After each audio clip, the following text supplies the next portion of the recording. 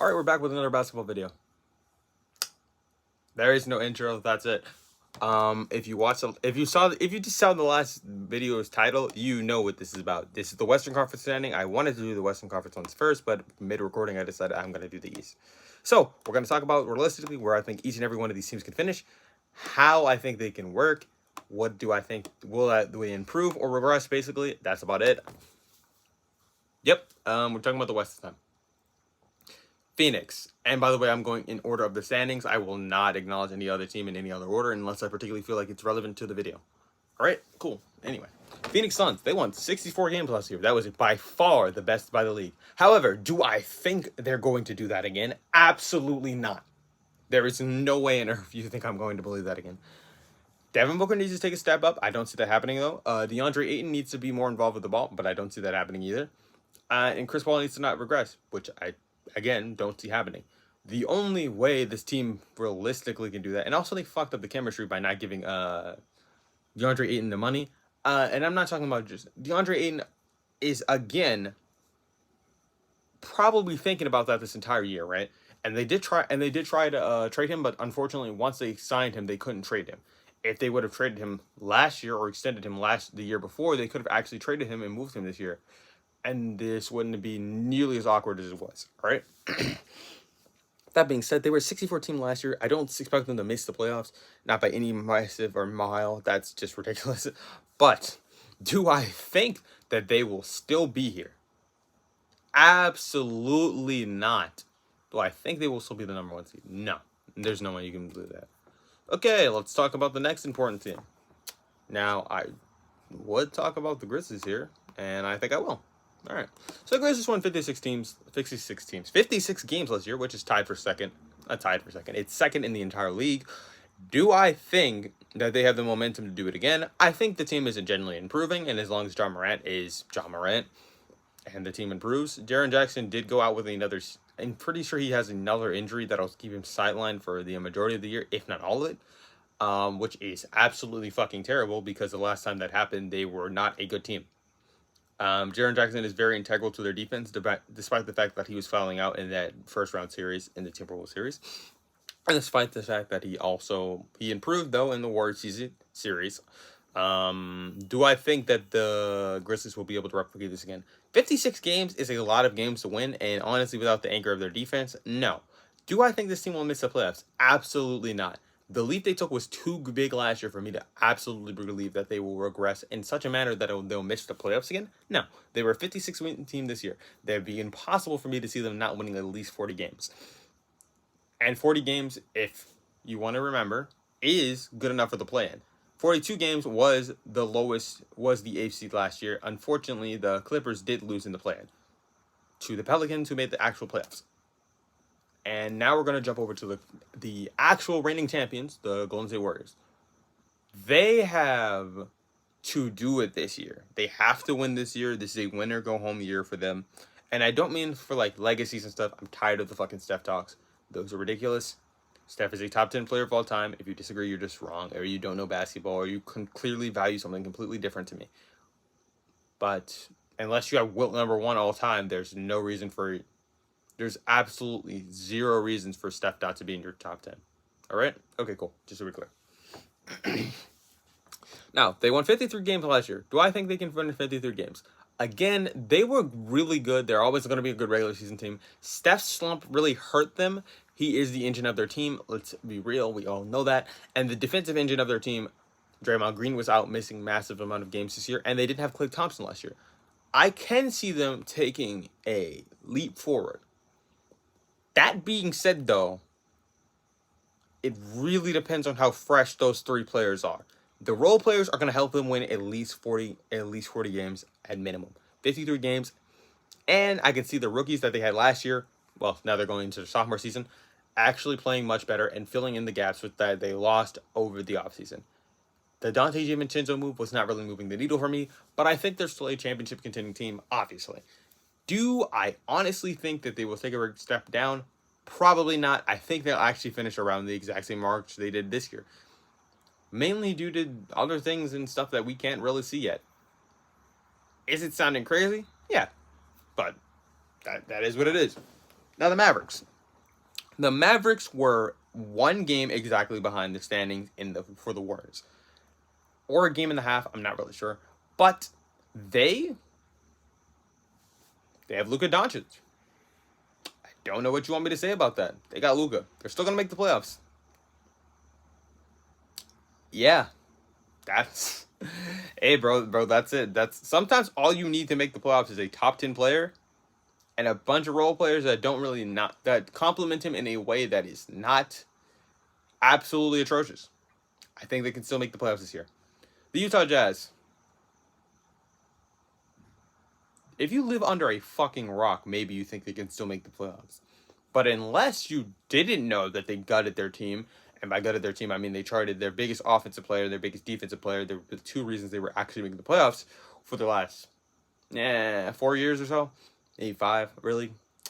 Yeah, they're not making the playoffs this year. They are going into complete rebuild mode, and I really want to know how low they'll finish in the standings. That's actually really, because that will matter if they can contend for that number 1 pick instead of the number 1 seed. Okay. The Nuggets. The Nuggets are getting a lot of healthy players back. They will probably take the 5th seed or the 4th seed, to be quite honest, or maybe even the. Honestly, there's a lot of teams that are going to be regressing over the West. The teams that are regressing, by the way, are the Jazz, the Suns, and probably the Mavs. But I still wouldn't bet against them because they still have Luka. But yeah, those are the 3 teams that I think will be regressing. That being said, I think the Nuggets could be a top 3 team in the West. Jamal Murray is coming back. Michael Porter Jr. is coming back as well. Back injury stuff is very scary for a player in his career, and it's the reason why he was drafted so low in the fucking first place. But, here's the major but.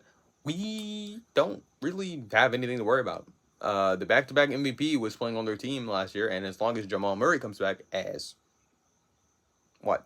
80% what he was, I think this team can move up in the standings. Also, they're counting on Bones Hyland to take a leap, which I don't think is unrealistic, but I don't think it's something you should be banking on.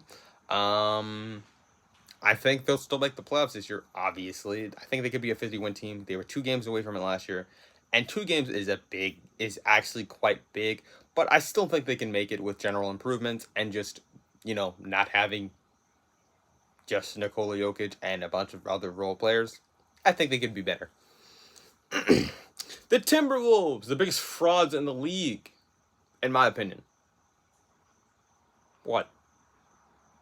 Other teams can't be frauds because I never believed in them. The Timberwolves are frauds because I had an idea of what they would be for the last fucking 3 years.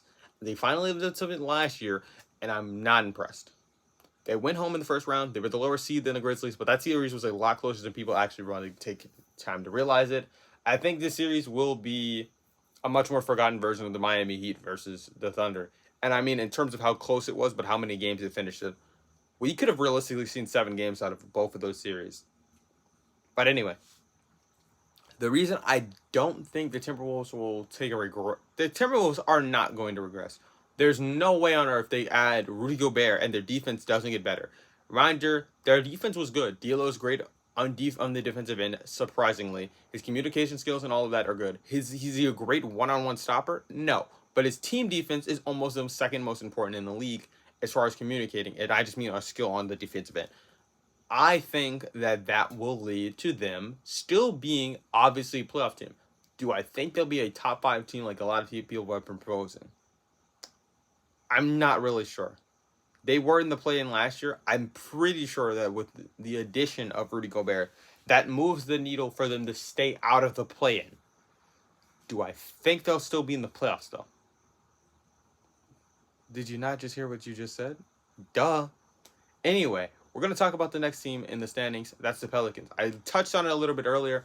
I think with Zion coming back, this will finally be the year where we see a healthy Zion prove to us that he was worthy of the number 1 seed, the number 1 pick, that he's still the generational talent that I still think he is, and the fact that he actually can play the game of basketball on a high level.